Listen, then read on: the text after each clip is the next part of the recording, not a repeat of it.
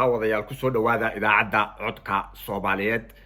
wali waxaanu ku daba jirnaa shirkii Jalabuteyska ee Djibouti labadii barnaamijyo horeba waynagii asalka ama tiirka dhexe u soo taagnay waxa uu ku saabsanaa iyo waxa uu ahaa kan wuxuu ku saabsanaan doonaa khudbadii Muuse Biixi oo inagula soo guriya noqday hordhac baana u yeeli doonaa ila meeraalayso markuu meesha ku soo noqday waxa ka muuqatay quus iyo faramadnaan inuu kaga soo noqday wadankii Djibouti ee dictatorshipku uu ka talinayay laakiin maalmahaaba waxa la abaabulayay oo la diyaar gareynayay ururkii haweenka kacaanka Soomaaliyeed ama siyaasadda naw iyo nagaad mid waliba sida uu yaqaano in shacabkii lagu dambabaso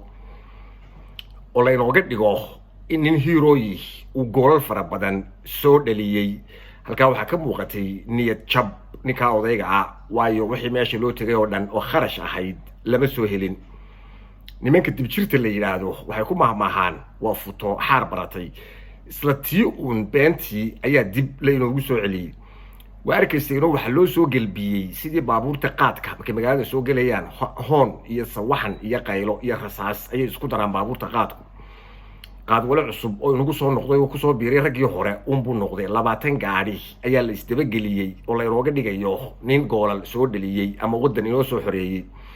dumar heegaysan oo lacag soo qaatay ama dadkii mushaariga ahaa ay horba meesha uga shaqayn jiray ku jiray bayliiskeeda ayaa la soo tubay meesha inay saab inagu dardaraan shirka Djibouti oo ka soo qayb galay maamul goboleedka heegadu waxa halka lagaga yimi faramadnaan waayo wax lacag buu haray inuu soo qaato wax lacag ma jirin hal shardi baa lacagta lagaga xidhay hore ayaa maamul goboleedkan uu siilay uu soo qaatay oo ku celin maayo halka shardiga lagu xidhay waxa ahayd isdhexgalka siyaasiyiinta maadaama uu maamul goboleed yahay taana dib hal ugu dhiga buu dhimay dadkii aan ku laayay uma sheegi kare lacagtana hal ay khadimo waxa la horta shardiga soo fuli waa ogtiino maanta miidiyuhu halka ay gaadhay caalamka sida loo khiyaameeyo ama loo manipulate gareeyo qof baa intuu iska dhaqaaqo guriga boqorada Ingiriiska hormaro oo isku soo sawiro iyo gacanta isweydaarsanayaan boqorada Ingiriiska ayuu ku oran karaa arrimihii caalamiga ahaa ayaanu ka wada hadlaynay horay Soomaalidu u tiri ceelaliyo marka la diro ayay xoola cabaan waxba idigu noqon maayo waqtiga idiga dili maayo shantii qodob ee dambe ee lagu asturay ama lagu maxallalay kala kicii shirka maadaama labada meelood ee la kala taagan yahay ay midna ahayd lacagta imika la ii dhiibo waan meeshan waan xaraashee waana idigu dhawaaqay si hoos ahaana midna ay noqotay marka hore hal laga arko shuruudeedii shantan qodob ninkii geelle oo isaga laftiisu iska dambabasaya arrimaha dakhliga iyo khaarijiga kaga kacsan ayaa ku khasbay in wax uun la magacaabo oo aan meesha lagu kala dhaqaaqin sababtaas oo ninkan la luudayay oo cagajiidka laaha saddex guddi ayaa la magacaabay oo beelaysan way marka hore meesha beel baa waxaan wadatay ee adna iyo ninkan ka shaqeeya meesha ina sulub iyo waxan kale iyo saajin iyo odayga faratoon oo dadkii iska muxallalka ahaa ee ummadda la horka haysan jiray marka meel la aadayo waxa weeye buuxi meelaha banaan aan soo xusuustay arintani Camp David markii lagu wada hadlayeen Israa'iil iyo Masaaridu shirkii technicalka ahaa ee loo saaray ninkii oo ahaa waqtiga wasiirka khaarijiga inuu hogaamiyo isagu muxallal buu iska ahaa ee shirka waxa waday ninkii General Secretary loo oran jiray ee dubada la xaraarka ka tirsanaa ee military intelligence-ka haystay nuwaanan baa jiray magaalada Hargeysa dadkii hore soo gaaray oo loo oran jiray Nabi Xasan siyaasadda ayuu ka sheekeyn jiray khaasatan waqtigii kacaanka marka waxa ku shuba ee uu dhuro waxan yaa ku soo sheegayna wuxuu ku jawaabi jiray hooyaday ayaa islaama caanelaya ka soo maqashay tii lafteedii ayuu taaganay wali khudbadii meynaan gaarin Muuse ninka Muuse la yiraahdo khudbadii Cabdishootali waxay ahayd afku xoog leh itaal barambaro taasaan anaguna aanu maanta ku leenay geelle maadaama ay TC ay kala taalo waa ogtiin caalamka in imika xuquuqul insaankii oo dhammaanka ku soo foogan yihiin muu doonaynin meesha in lagu kala dhaqaaqo waayo hore Soomaalidu tiri layligu biyaha kashiisa ku jira ayuu ka didaa khudbadan bilaa nuxurka ah ee bilaa hordhaca aan dhextaalka lahayn ee mahmaadi dib jirta taba haysa waa xubin ayuu kor istaaganaa si ay ugu cadaato waxa meesha ka socda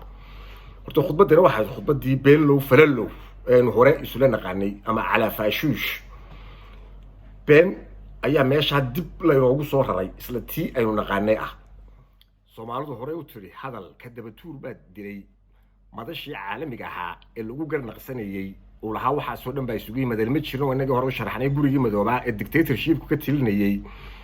isaguna danihiisa meesha ku watay kana uu lacagta ku doonayay ka kalena uu doorashada ku doonayay maxaa fariintan looga gudbin waayay loogu sheekaynayo naw iyo nagaad iyo raggii mucaaradka idii sheegan jiray ee afka kamaamada loogu soo xidhay ee shacabka dhex fadhiyay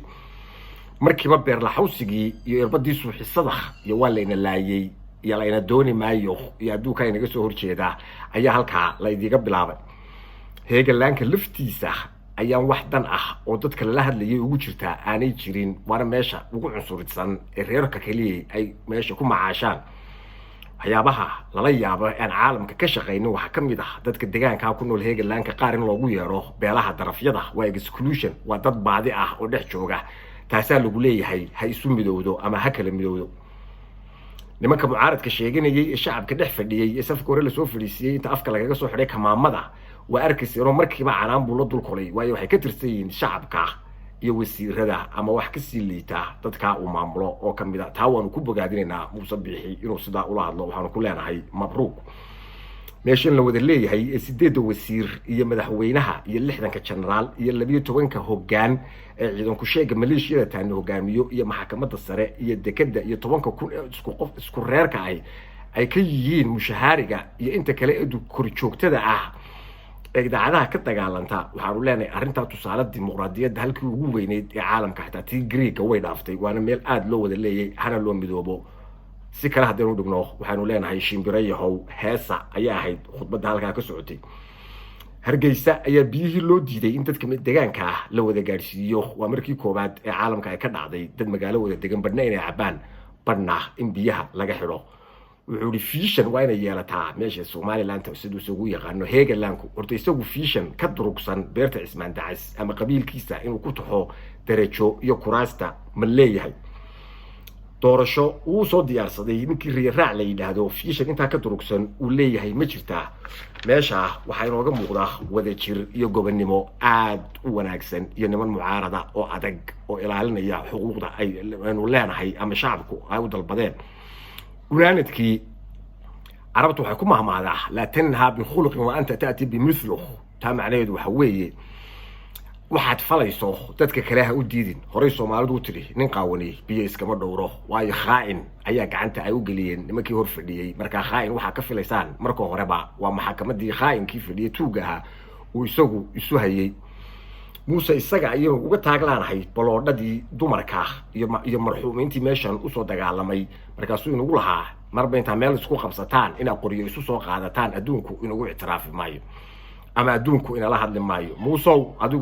adigu faraha kula jira waadigii meesha tagay lacagta u doontay ee ka soo waayay adduunka ina la hadlaya xagu jooga hore loo yiri geela duqdiisu turturisay maxaad aarankiisana umalaynaysaa waxaan umalaynayaa inaan dhagahaaga iyo afkaagu aanay Muuse ismaqlaynin eexda iyo qabyaaladda iyo musuqmaasuqa iyo ninjeclaysiga ninka madaxda u ah iyo khiyaamada iyo inqilaabka waa og yihiin caalamku dadka ula hadlaya Talyaani maaha waa dawladda Mareykanka iyo Ethiopia ee qoorqabadka meesha kugu keentay waxa ka soo dhacay meesha oo dhanna umadu way ka dhareegsan tahay qaad walayn iyo baabuur iyo nawaad iyo neego la isku keenayna inaga furfuri maayaan ummadan waa in runta loo sheegaa meesha joogta maamul goboleedkan heegalaanka ay ku hoos nool yihiin taas ayaa kamid ah waxyaabaha aynu ku garnaqsan kareyno maadaama ay meeshan tahay NGO ay ku faa'iido heegalaanka iyo dadka muxallalka ah ay ku darsatay waxa waajib ku ah dhammaan qabaa'ilka ummadda reer waqooyigu inay shirbeeleed qabsadaan ayagu siday doonaan hadhowto meeshay doonaan la aadaan ama meeshan ay la joogaan dhammaan dhalinyarada meesha joogta dameeraha qalanaysa waxa uu leeyahay dameeraha qalanina ee ka soo kaca ma jirto adduunyada taariikhdeeda meel aan dhiig iyo hadal iyo cod aan lagu xoreynin may soo dhicin Muuse wuxuu garnaqsan karo waayay markuu meesha joogay ee ugu weyn waxa weeye markii horeba halkan uu soo dagaalamin isaga iyo heega toona ee si dus ah bay ku soo galeen maamulkan iyo dad jilicsan ay heleen mahmaadi halka qabanaysa baalka ragubaadka ee wax ka jilicsan ayuu helay sababta calaalka ay khudbadaasi u ahayd ومالنتي وري ميشا كجيدني تنا isla teedii ahayd oo tiileyno akhri jiray ay tahay waxa weeye ciridkaan arko ilka kaba soo jeedaan dhamaatiin waa mahadsantiin umada Soomaaliyeed nooli kulantee